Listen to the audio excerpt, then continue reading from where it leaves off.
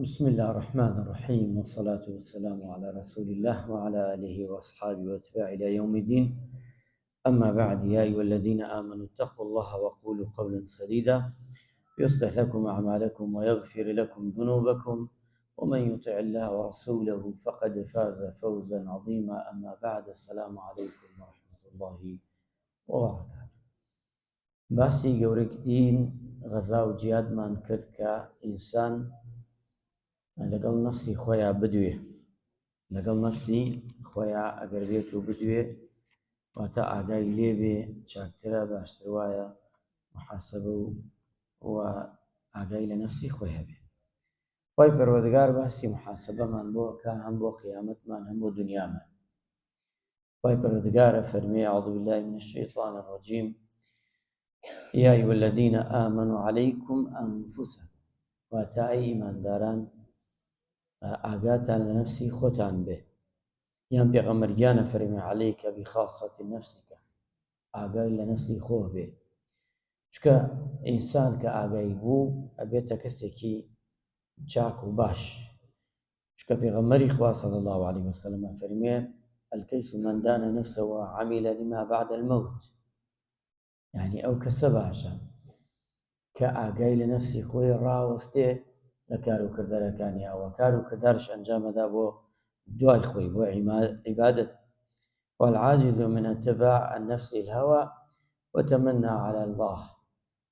وسێمیانە شەوەیە خۆ دوورخستنەوەی لە هەوا و نەفسی خۆی، وتەمەنا و هەموو شتێکی لەسەر خۆی پەروەردگار. بۆی ئیمامی عومەر ڕەزا و ڕەحمەتی خوای لێبێ زۆر جار لەگەڵ نەفسی خۆیان ئەدوێ. سەحابە وابوون هەموو کار و کردارێکیان بکردایە ئەنجامیان بدایە، چیان ئەکرد؟ محاسبەی نەفسیان خۆی ئەکرد پێشکات، ئەمجا بڕیاریانەدا بۆ ئەوەی بە تەواوەتی یەکجاری بۆ خوای پەروەردگار کار و کردارەکان ئەنجام بدەن. حاسبوا أنفسكم قبل أن تحاسبوا وزنوا أعمالكم قبل أن توزنوا. ئەژێ محاسبەی خۆستە ئەمکەن ئیمامی عومەر بێشەو محاسبە بکرێت، ئەبەستی حیسابی ڕۆژی دواییە. واتە ئینسان وە کردەوەکانتانیش بڕازێنەوە، جوانی بکەن، چاکی کەن، ڕێکی خەن، پێشەوەی کەچی تەرازوو بکرێ، بخرێ سەر قەپانی ئەڵڵاهیان لە ساحەی مەحشەردا. کەواتە ئینسانی موسڵمان، ئینسانی بڕوادان ئەمڕۆ محاسبەیە سبەینێ. ئیمامی عومەر فەرمێ ئەمڕۆ لێپرسینەوەیە بەیانی محاسبەیە، کە نەفسی خۆت محاسبە کە ئامادەسازی ئەەکەی بۆی ڕۆژی گەورە، حیسابی خوای پەروەردگار جەلە جەلاله. چوار شوێن هەیە کەس فریایی کەس ناکەوێت، ئاگامان لێبێ. یەکێ لەو شوێنانە کاتێ تەرازوی خوا دائەنرێ، کاتێ مرۆڤەکان لە ساحەی مەحشەردا کۆ بوونەتەوە، دوایەوە چنە لای هەموو پێغەمبەران داوا دەکەن لەو مەشەقەتە و لەو ژیانە تاڵەی کاتێی کە هەیە دەربازیان بێ، ئەڵێن با محاسبە دەست پێ بکە، مرۆڤەکانە چن بۆ دۆزەخ، چن بۆ بەهشت، بەس بۆ ئەوەی خوای پەروەردگار لەو میحنەتە لایان بات. ئەچن لای هەموو پێغەمبەران، معلومە هەموو پێغەمبەران داوایەکیان بۆ داوەکەیان کردووە، بەڵام دوایە گەڕێنەوە بەلای پێغەمبەرگیان عەلەیهی سەڵات وەسەلام. پێغەمبەری خوا داواکەی هەڵگردووە بۆ ڕۆژی دوای. سوجدەیەک دەبا لەژێر عەرشی ئەڵڵاهیانە، خوای پەروەردگار مۆڵەتی ئەدا، داوا ئەکات، داوای خەڵکی ئەگەیەنێتە خوای پەروەردگار: ئەی موحەممەد چیتەوێ؟ خوای پەروەردگار بە مەلایکان پێڵێن بڵێ موحەممەد بزان چی ئەوێ. پێغەمبەری خواشە فەرمێ محاسبە و کتاب و حیساب دەست پێ بکە. خەڵکەکە داوا دەکات، بە تایبەتی ئومەتەکەی من. خوای پەروەردگارش فەرمانەکە، کاتێ خوای متعال جەلە جەلاله فەرمانەکە، یەکێ لەوانە تەرازووی خوای پەروەردگار دێنن، خوای متعال خۆی حاکم تەرازووی ئەڵڵاهیان دائەنرێ. لەو کاتەدا کەس فریایی کەس ناکەوێت، کەس فریایی ناکەوێت بە کەس. یەکێکە لەو شوێنە قورسانەی خوای پەروەردگار کە باسیەکە بە حیساب و کتاب دەفتەرەکەت ئێنن، 99 سجلە، هەر سجلێک مد البەسەر، هەتا چاو بڕکە ئەوە سجلی تۆیە، هەمووی تیا تۆمار کراوە لەو ڕۆژەی کە هاتوویتێتە سەر دنیا هەتا ئەو ڕۆژەی لە چوویت گەڕایتەوە بەلای بەڕزگار بە خێر و بە شەڕەوە هەمووی تۆمار کرا، هیچ شتێ لە خوای گەورە پەروەردگار نەشاراوەت. چکە بێ ئینسانی موسڵمان ئەمە بزانێ ئەو کاتە چکە ئێمە ئەمڕۆ بۆیە بایەخە دەین بەم بابەتانە ڕستەکەمان لەوێ بۆی لە دنیا ئەگەر بە ئاسانی دەرچووی بە ئیزنی ئەڵڵاه لەو ڕۆژەشدا بە چاک و بەباشی دەرەچی. چکە پێغەمبەرگیانە فەرمێ خوای پەروەردگار کاتێ محاسبەت الله لعەبدیه محاسبەیەکە من نوقیشە حیسابه عذبە، هەر کەسێ مناقەشە بکە لەگەڵ خوای پەروەردگارە لە ساحی لە قیامەتە لە ڕۆژی مەحشەردا ئەوە تیاچی ئەو عەزابە. ئەڵێ پێغەمبەری خوا فەرمی عەلەیهی سەڵات وەسەلام باسی مرۆڤێکمان بۆ ئەڵێ لە ڕۆژی قیامەتە پیاوێک دێنن کار و کرداری زۆرە بێ، خوای پەروەردگارە فەرمێ لێی بپرسن ئایا خوای پەروەردگار محاسبەی بکە بە کرداری خۆی بیکە یان خوای گەورە خۆی لەگەڵیا بیکە بە لوتف و ڕەحمەتی خوای پەروەردگار بکە. کابراکە مەغرورە بێ عیبادەتی زۆرە دیارە ڕوا ناکەمەوە ئێمە بین لەوەیە کەسێک بێ لەوانەی عابیدەکان بن ئەوانەی کە زۆر لە پێناوی خوادا عیبادەتیان کرد، بەڵام لەو کاتاڵێ بە کاروکرداری خۆم لەگەڵ ما بکە. ئەفەرمێ تەقریبەن 300 ساڵ بەس عیبادەتی کردووە بەسەرەوە. خوای پەروەردگارە فەرمێ تەرازوی بۆ دائەنن ژە باش عەبدە تەماشا 300 ساڵ ئەڵێ کار و کردار و چاکەی وەری گردووە خوای پەروەردگار ئەڵێ بیخەنە سەر تەرازوەکە و یەک نیعمەتی من کە دامە پێی بیخەنە سەر تەرازوێ ئەژن خوایە یان مەلایکە نیعمەتەکانی تۆ چییە؟ ئەڵێ بەس چاوێکی بخەنە سەر تەرازوێ، یەک چاوی دوو چاوی نەدا پێمان یەک دانەی بخەنە سەر تەرازوەکە 300 ساڵ عیبادەت بخەنە سەر تەرازوە تەماشاکەن ئەو عیبادەتە هەمووی بە ئەندازەی چاوێکی نییە خوای پەروەردگار و نیعمەتە گەورەی کە دایە بم. بۆیە کابرا پەشیمانە بێتەوە داوای لێبوردن ئەکا لە خوای پەروەردگار ئەیتر خوای پەروەردگار بە ڕۆت لوتف و کەرەم هەر کەسێ لەو ڕۆژەدا یان کاتێ خوای پەروەردگار سەجدەکە دەخوێنێتەوە ئەو کاتەی ئەمرەکە سەجدەکەی فڵانی کوڕی فڵان بانگیەکەن و هەڵەسێنن لاو خەڵکدا سەجدەکەی بۆ دەخوێن.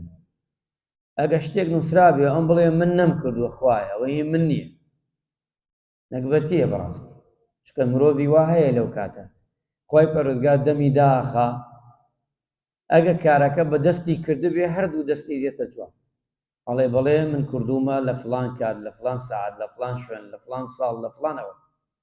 ئەگەر بە گوێی کردبێ گوێی تێتە جوان، چاوی دێتە جوان، قاچی تێتە جوان، ئەندامەکانی هەمووی ئەبن بە شایەت بەسەریەوە.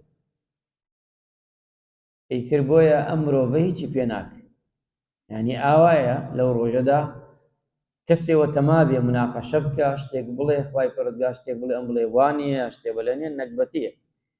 چکە دایکە عایشە فەرمێ ئەوە لەیسە یەقول الله تعالی ئایا خوای پەروەردگار نافەرمێ دایکی ئیماندارە فەرمێ فأما من أوتي كتابه بيمينه فسوف يحاسب حسابا يسيرا. هەر کەسێ کتابەکەی بدرێتە دەستی ڕاست ومێ دەکەم ئینشاءالله بە دەستی ڕاست وەریگرین هەموومان ئەوە حسابی چییە بێ کتابی چییە بێ ئەوە ئینشاءالله ئاسان خوای پەروەردگار وا فەرمێ هەر کەسێ. فقال صلى الله عليه وسلم ذلك ليس ذلك بالحساب إنما ذلك العرض من نقش الحساب عذب. ئەفەرمێ پێغەمبەری نازدار صلى الله عليه وسلم ئەوە نییە کە بە حیسابێ بەڵکو بەوەی کە لەو ڕۆژەدا هەیە هەر کەسێش مناقەشە بکە تیاچ لەو ڕۆژەدا. بۆی ئیمامی حەسەن ئەفەرمن ئەو توێتی فەرموویەتی لا تلخى المؤمن إلا يحاسب نفسه، يعني ئیماندار باش وایە محاسبەی خۆی کا پێشەوەی بگەیە پێی و پێشەوەیشی کە زانیار و علمی هەبێ بەوەی کە بزانێ محاسبە دەکرێت و موژدەی پێدرێ و ئینسانی فاجرش ئەبێ بەڵام لەو ڕۆژەدا هەرێشێ بمبەن و زانێ چاکە بەڵام سێرەکەی لەو ڕۆژەدا محاسبەی خۆی نەکردووە تێکرد.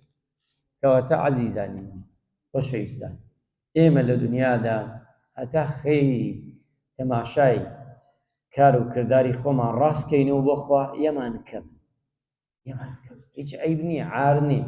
ئینسان لە شوێنێکە هەڵە بوو بڵێ هەڵە داوای لێبوردن نەکەم خوایە، ئەوە هیچ لە خوای پەروەردگار، یعنی بڵێ خوایە لێم ببوورە لە کەم و کورتیەکان، ئەوەی ئەزانم ئەوەی نازانم.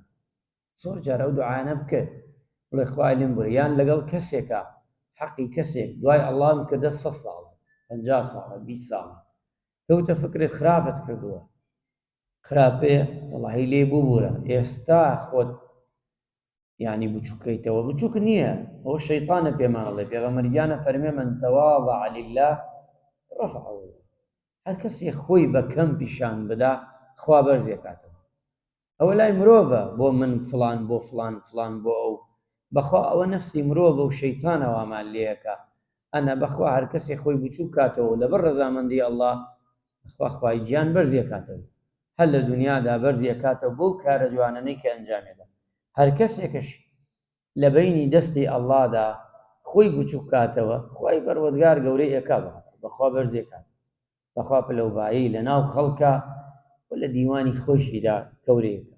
چکە محاسبەی خوا محاسبەی ئاسان نییە، چکە محاسبەیەکە کەس فریای کەس ناکەوێت، خۆت و کار و کردار و عەمەلت کە دەیکی سوپاسی خوا دەکەی ئەو کردەوانەی کە کردوتە هەوڵ دەزیایی کرد ئەم فرسەتەی کە لە بەردەستمانایە بتوانین زۆرترین گەورەترین باشترین چاکترین کۆکەینەوە خەزێنە. چەنێ ئەتوانی کۆکەیتەوە کۆکەرەوە، کەمتەر خەم مەبە، هەوڵدە زۆر کۆکەرەوە. ئینشاءڵڵا ڕۆژێک دەگەینە یەک ئەم قسانە خوای گەورە لە من وەری بگرێ و ئەگەر لێوەش ئینشاءڵڵا هەر وەری ئەگرێ لە یەک ئاوات لێ ئێدەینەوە. چکە بۆ ئەهلی بەهەشت کاتی ئەچنە شوێنە بەرزەکانی بەهەشت دائەنیشن یادگاری دنیا ئەگەڕنەوە لە فڵان شوێن لە فڵان، لەو کاتا ئەزانی ئەڵێ خۆزگایە زۆرترم بکردە چەنێ زۆرت کردووە. ئەوەی کە لە ناو بەهەشتایە چەنێ عیبادەتی کردبێ هەمووی یەک تەمەنایە، ئەهلی بەهەشت یەک تەمەنایانەیە، ئەڵێن خوایە بمانگەڕێەوە بۆ دنیا بە سوبحان اللهە تر بکەین با زیاد ذکرێ بکەین، ڕکاتێ نوێژ بکەین، چاکەیە بکەین، سەدەقەیە بکەین، خێرێ بکەین، وشەی خێر بڵێین. ئەمە گشت تەمەنای ئەهلی بەهەشت. حەز ئەکا بگەڕێتەوە بۆ دنیا بەس بۆ ئەوەی چاکەیەکی تر بکە، چاکەیەکی تر بکە. هیچ مەبەستێکی نییە لە گەڕانەوەی دنیا، بەس مەبەستەکەی چاکەکەی. کەواتە ئینسان هەوڵدا زۆر لەگەڵ خۆیان بەرێ، زۆر پێشی خۆشی بکا باشترە. خوای گەورە کار و کردارمان لێ وەرگری. یا ڕەبی خوای لە تەپاڕێینەوە ئەوەی هەڵەیە کردومان هەزانین ئەوەی نازانین خوای لێمان خۆش بە. یا ڕەبی لە تاوان و گوناحەکانمان قەڵەمی عەفو بێتە سەر تاوانماندا. خوایە تاوانەکانمان بۆ بکەیتە چاکە و باشە. یا ڕەبی خوایە کردەوە چاکەکانمان لێ وەرگرە، بە تایبەتی مانگی ڕەمەزانی پیرۆز لە تەواوی موسڵمانان و لە ئێمەی ئەم خۆشەویستە و عەزیزانە.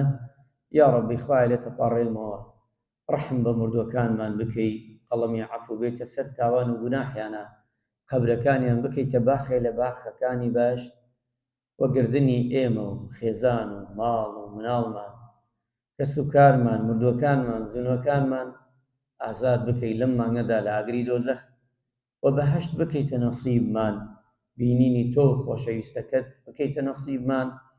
خوایە گیان لێ تەپاڕێم و شفای نەخۆشەکانمان بدەیت. ئەوانەی داوای دوعای خێریان کردووە ئەوان نەیان کردووە شفای عاجلیان بۆ بنێری. یا ئەڵڵا خوایە ڕەحم بە وڵاتمان بکەی، لە فیتنە و موسیبەت و بەڵا لە شەڕ خوایە دوورمان بخەیتەوە. یا ڕەبی ئەمن و ئەمان و سەلامەت بخەیتە وڵاتمانەوە، هەرزانی بخەیتە وڵاتمانەوە، برایەتی و خۆشەویستی و یەکریزی خوایە بخەیتە دڵە وڵاتمانەوە. خوایە دڵمان پاکەیتەوە بەرامبەر بە یەک. ڕەحم بە پیاوە گەورەکانمان بکەی، عەقیبەت خێریان بکەی، لەشیان ساف بکەی. ڕەحم بە دایک و خوشکانمان بکەی، ڕەحم بە نەوەکانمان بکەی، مناڵەکانمان بکەی، ساڵحانیان بکەی، ئەوەشی مناڵی نییە ذڕێتی نییە خوایە ذڕێتی چاک بکەی نەسیبی. آمین آمین والحمد لله رب العالمين. خوایە دوعاکانمان لێ وەرگری. والسلام عليكم ورحمة الله وبركاته.